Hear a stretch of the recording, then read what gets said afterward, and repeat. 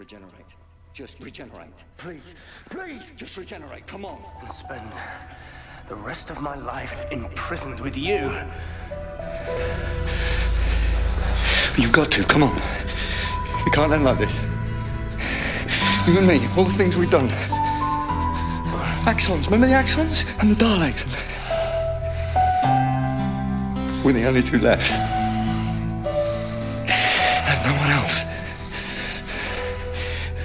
Regenerate! How about that? I win.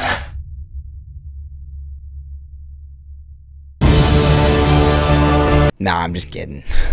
Hey everybody.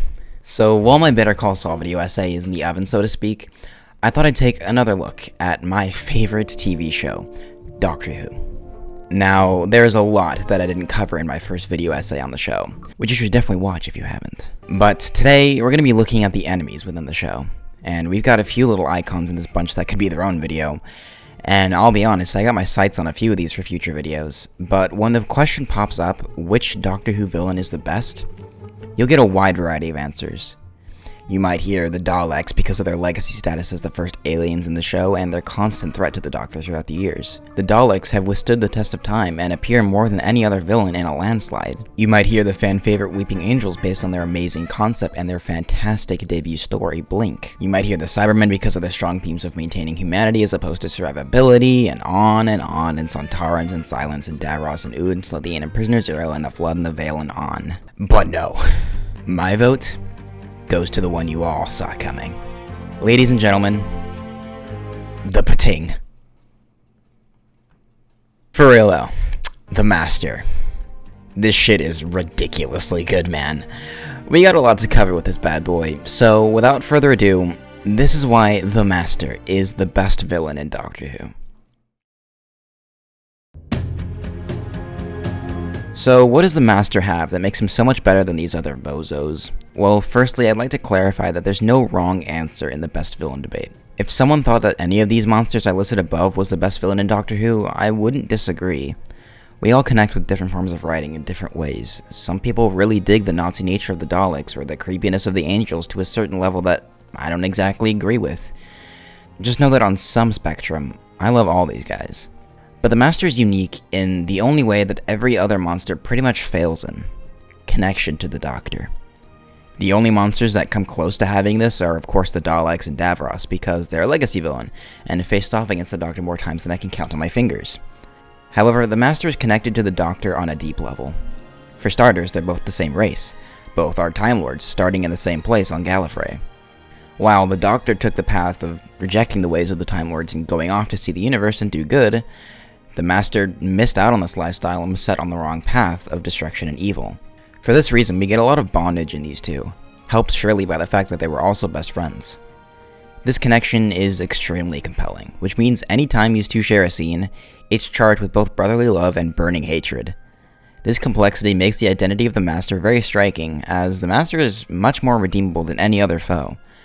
The Daleks have always been evil creatures hellbent on killing everything that isn't them. But the Master? He used to be good. The Doctor sees this good in him, like a regular Luke Skywalker to the Master's Darth Vader. The Master confesses himself irredeemable and simply uses this weakness of compassion to best the Doctor most of the time. But then Missy happened, an anomaly in the character of the Master. Within Missy, we, for the first time, started to see change in the Master. And this resulted in one of the best arcs in the show, second only to Capaldi's arc across his tenure. In fact, both of these arcs were running parallel to each other in Series 10. Man, Moffat going akimbo with these compelling arcs. Anyways, Missy starts like a regular John Sim. Crazy, trigger-happy, and for the most part, textbook evil. For most of the Season 8 finale, Missy played out like any normal Master, which is great and a delight to watch in its own right. And then we get pistol-whipped with this shit. Why are you doing this? I need you to know we're not so different. I need my friend back. It knocked my socks off when I saw this for the first time, I gotta be honest. For the first time, the Master was actually trying to build a connection again with the Doctor. Of course, it's in her own sick, twisted way, trying to turn him to violence so that he might join her morally. Not compelling him to turn to evil per se, but to share the same headspace. The Master usually shows up and becomes bloodthirsty in seeing the Doctor knocked down a peg for his righteous moral high ground. The Master, for the life of him, can't be good like the Doctor, and it's clear Missy shares this ideal with her predecessors. But instead of feeling spite for the Doctor and his standing, she instead wants to operate with him, just not as good guys, because she just doesn't think it's possible. The Doctor obviously declines this offer, and the two just agree to disagree and go on with this weird sort of friendship, but Missy could stab the Doctor in the back at any time. We see this in the Series 9 opener, The Magician's Apprentice and the Witch's Familiar. Here we see Missy operating a little like a companion, sharing the same room as the Doctor, not wanting his metaphorical head, so to speak. She even operates as a B-plot for most of the two-parter on a little side quest with Clara. Of course, she can't keep up this act forever and can't help but revert to her old ways. Case in point, her trapping Clara in the Dalek and trying to get the Doctor to kill her. This is another attempt in trying to get the Doctor to be like her, which fails, obviously. This brings us to the ever-proverbial Series 10. The holy grail of character arcs. Here, Missy's straight up a companion. She reappears in episode 6 of the series, Extremis, where the Doctor prepares to execute her. Or so we think, and presumably so she thinks for most of the scene. But for most of the scene, Missy seems like she's trying to redeem her actions. We see her pleading for her life, trying to convince the Doctor that she is his friend. I am your friend. Makes no difference. I know it doesn't. I know I'm going to die. I have to say it, the truth. Without hope, without witness, without reward. I am your friend. And this doesn't seem like the typical manipulative Master dialogue.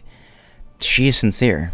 So the Doctor spares her, and finds himself bound by a loophole in a contract to watch over her body for 1,000 years. This prompts the Doctor to keep the Master locked away in a vault, slowly trying to etch her into goodness.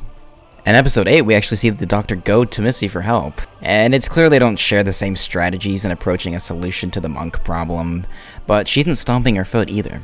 She's trying to help. These two are, for the first time, on good terms. And then for the rest of the series, she's pretty much a companion. Completely trusted by the Doctor to be alone in the TARDIS and not fly away to do evil. And rightfully so, because she's starting to become redeemable in the Doctor's eyes. And perhaps more importantly, redeemable in her own eyes. She finally sees being good as a viable option, and starts regretting her past actions. It's great stuff. And then the crowning jewel of the greatest master plot ever. The Series 10 finale. World Enough in Time and the Doctor Falls, which stands proudly as one of the best series finales in the show's history. Here we see John Simm's Master return and pull at Missy. This is the ultimate challenge for Missy's character. We've seen her progress throughout Capaldi's tenure. We've seen her slowly turn into a good person. Now, we have the old evil Master here to lull her back to bad deeds. There are moments of relapse in the episode for her, and for a moment at the end, we think that Missy has failed and succumbs to the temptation once again. But in one of the most joyous character moments ever, Missy stands her ground and turns back to stand with the Doctor. Missy. Seriously. Why? Oh, because he's right. Because it's time to stand with him. It's where we've always been going, and it's happening now, today. It's time to stand with the Doctor. You can't imagine how incredible seeing this was for the first time. The Master...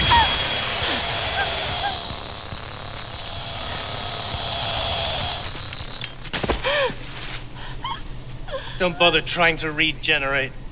You got the full blast.